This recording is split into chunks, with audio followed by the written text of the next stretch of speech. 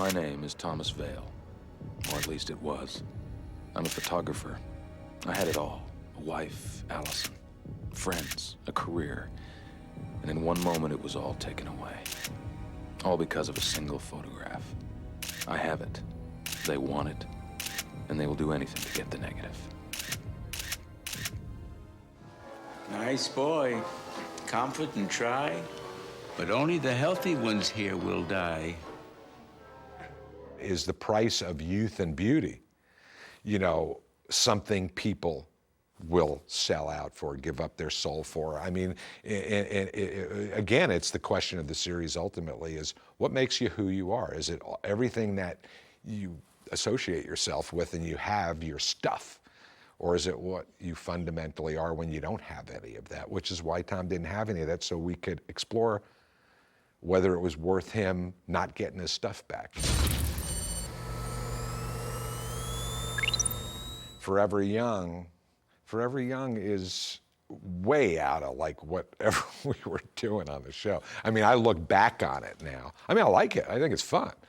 But I think I haven't seen all these, so a lot of this is from memory. It's like, what was that doing there? But as I'm saying, we're working so fast and we're doing things, and I'm sure there was a part of my I grew up on like, you know, Donovan's Brain and like black and white movies with, you know, B-movie actors in labs, you know, it's alive, you know, I mean, so they're probably in the pace and in the draw, you know, the idea of, you know, youth and eternal beauty. But again, I am aware that there is the thematic element there, but that's because we put it there. So I was probably letting the Dr. Frankenstein, you know, thing take hold, but I think at the same time, then the theme comes in. Who are you? One of your failures. You might also want to think about what's going to happen to you when the director discovers you've murdered one of his pet projects. How do you know about the director? And I'm so sick of you bastards. Looking great and being desirable is a humongous draw. So I don't think I completely lost my senses with the episode, but I think there was a little bit of that shock theater, you know, when I was a kid going on. Tom, get out of here. Just come with me. I can't. Why not? Get out of this place while you still can. I don't think any of the episodes really failed on what we set out to do.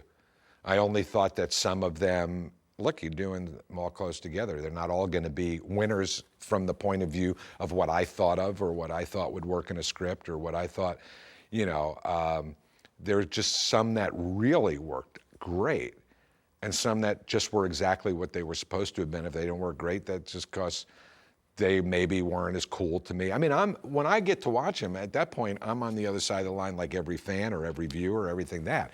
I'm sitting back and going, well, that really made me feel like this worked. I mean, you know, look, it's good to have the excuse that you had to do 25 close together because then you can say that's why they're not all brilliant. But the fact of the matter is, if you had 25 years between each of them, they might not be brilliant, so it's better to have that excuse to fall back on. But I can't say that any super fell short of what I hoped they would be episodically. Certainly there were directors I was happier with than not happy with. There were people who I thought brought some cool factor, some really amazing stuff in front of the camera.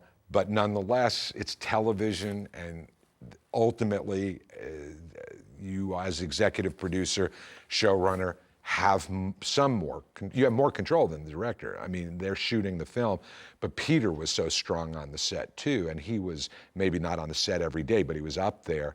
He got a lot of people in line to give us as much of the show that we saw as we could get, and just some people did it better, but at the end of the day, no one was just, oh man, this doesn't work. There was none of that.